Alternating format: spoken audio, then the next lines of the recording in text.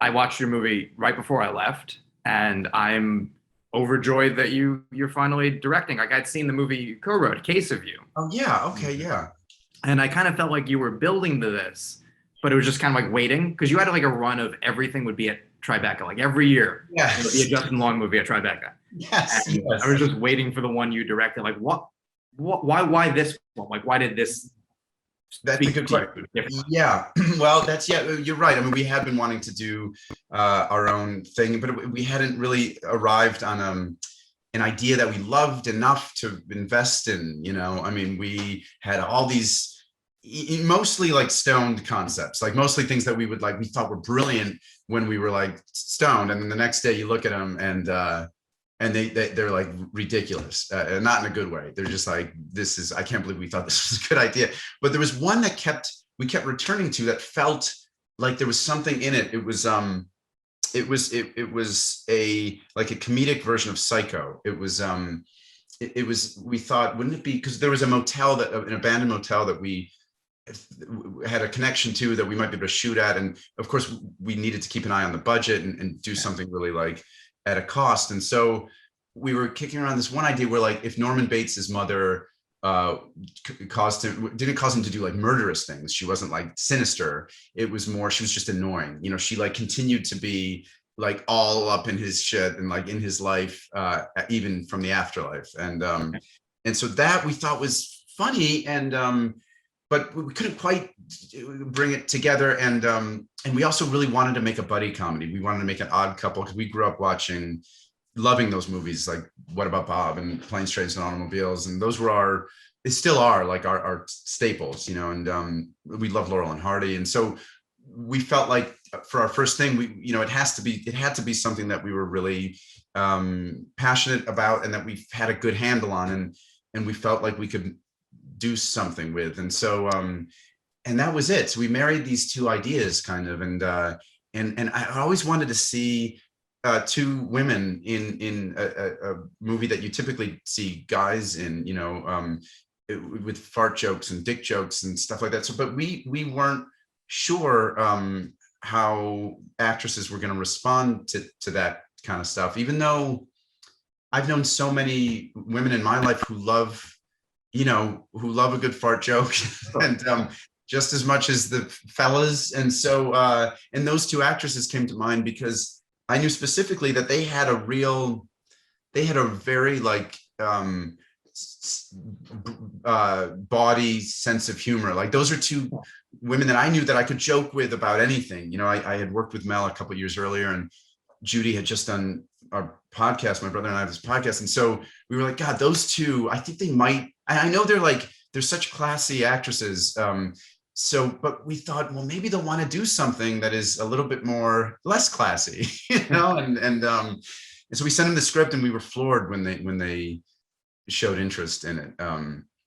They were just, so we also wanted, before anything else, we wanted actors who were just really good actors, really grounded, and so we needed, because the tone we wanted, even though it was there were broad concepts in it, and there's ghosts and there's farting and stuff, we still wanted actors who were really grounded, and we wanted it to be as, I know it sounds ridiculous, but we wanted it to be as like honest and realistic as possible. I mean, it makes sense though, because it sounds like you were saying, like you think about like a stoned character on a movie, it seems so basic, and like you're saying, even just coming up with the idea, but the execution is way harder, because if you think about who tends to do it, everyone thinks about Jeff Bridges, like, yeah, like an Oscar-winning dramatic actor, or I love Kevin Smith. You obviously are familiar with his work. Like, they never played into like it's a stoner thing, because it's so easy to be like, oh, it just becomes dumb jokes. They're not funny. Totally. And like Jeff Bridges, yes, he smokes pot. Yes, he likes weed.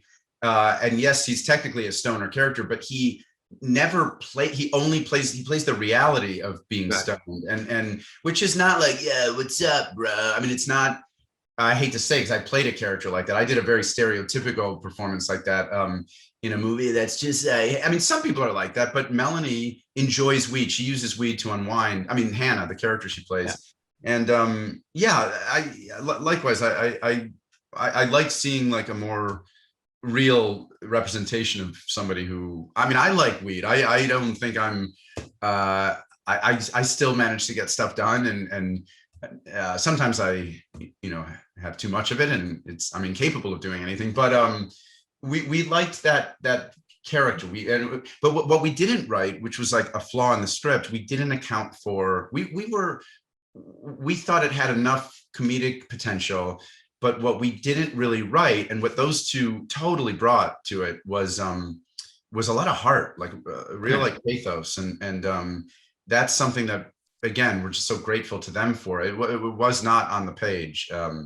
They found that, and Melanie herself is such a likable person. She can't help but be, even though that character does selfish things and is really like messed up, she's still so likable. She's still so charming, and again, that's something that wasn't on the page. That was all Melanie, all Judy. I mean, you get credit for the casting, because I mean, listen, you put her in a situation where she's a potential sex offender about 5 to 10 minutes in. You could lose someone so easily. One, if you don't have the right person playing the role, because that scene is so funny. Totally, that was her. But that's what I mean about her being. I mean, and that joke also. Yeah, we were a little.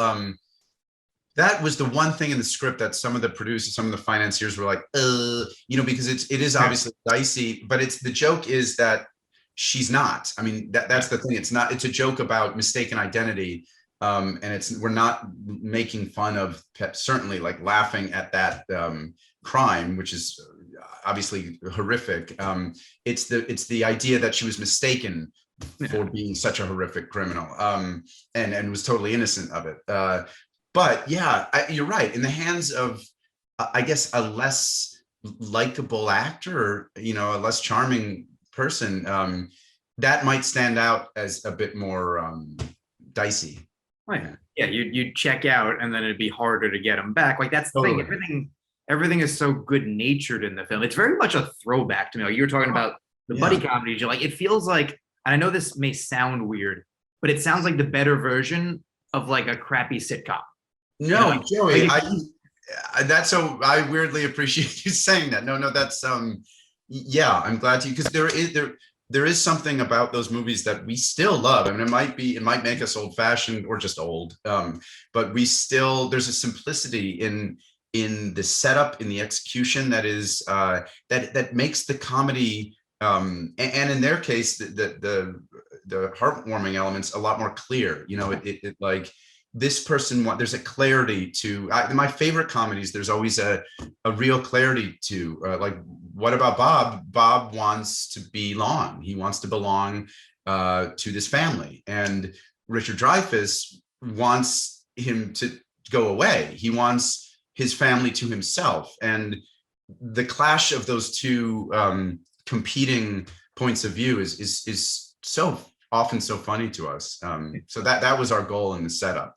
I mean, I know we're running out of time, but it's also just something I think you do so well, whether it's, a bigger role, like, you've done somewhat traditional romantic comedies, but the personality is there, or it's just like one scene as Brandon St. Randy, where it's just like that character could be ridiculous, but you're just like, I like that guy. I want more of that. Like, you have that sensibility, I think. So that makes sense that when you direct something, you would have those characters, Well, that's nice. Thanks, Joey. Well, yeah, we definitely wanted it to be, we wanted it to be grounded, because the second, I don't believe, I think you lose people when you try to be funny. I think audiences are too smart for that. And I can always, I mean, I don't want to speak for anybody else, but I can always see when somebody is trying to be funny. And to me, it kills any kind of hope for the comedy. And it takes me out of a movie. I mean, I no longer believe. I can see it more with modern comedies too. That's what you talk about it. It's not at all. It's like, if anything, it's a compliment to call this a throwback, to me anyway, because the movies from that generation, I mean, like, again, not to compare it to these classics, but that's what we were aspiring. We were inspired by those movies. And Planes, Trains, and Automobiles is, John Candy is like, it's an Oscar-worthy performance. It's like it's a beautiful performance. And so it's the only way that it's what makes that comedy sing, is because you believe him. You believe those two guys, and that was our job too. We felt very strongly about, because now we have these great actors.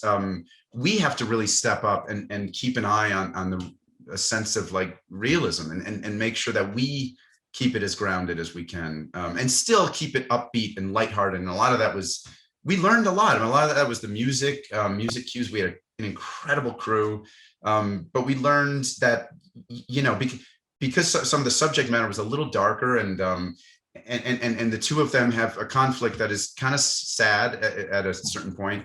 We wanted to keep it moving and buoyant, you know. Totally. Yeah. And I know we got to wrap, but I can't wait for the next one. Like, I just think, like, you know, it's one of those things, like, I enjoyed the movie, but even if someone didn't, and there's going to be, because that's just whatever, that's the world. Yeah. You can see that it's like, it's someone who knows how to make a film from watching films being made, going, this is what I want to do. This is the building block. And I think it's just, it'd be really fascinating, you know, in like 10 years ago, okay, he's made 3 films. You know, what's the 5 essential Justin Long things? They'll be like Going the Distance, this, and like 3 other things. And I hope so. I hope, Joey, I hope we do. We have an idea from one that we like, we're fleshing out now, but I like I said, we just learned so much, and I don't think you'll see, I don't know. I'm excited to do more, because it was such a fun thing to put this together. And but I think so much of it was like, I can't say enough how lucky we got with these actors. They really covered us. Whatever we were lacking in experience, and, you know, anytime there was any flaw in our approach, they completely covered our asses, and it's just so fun to watch the two of them go at each other. It's really fun. Awesome. Well, congrats again. You've done it for filmmakers over the years. It's only fair that someone does it for you now. Thanks, Joey. Nice of you. Thank you. My pleasure. Congrats.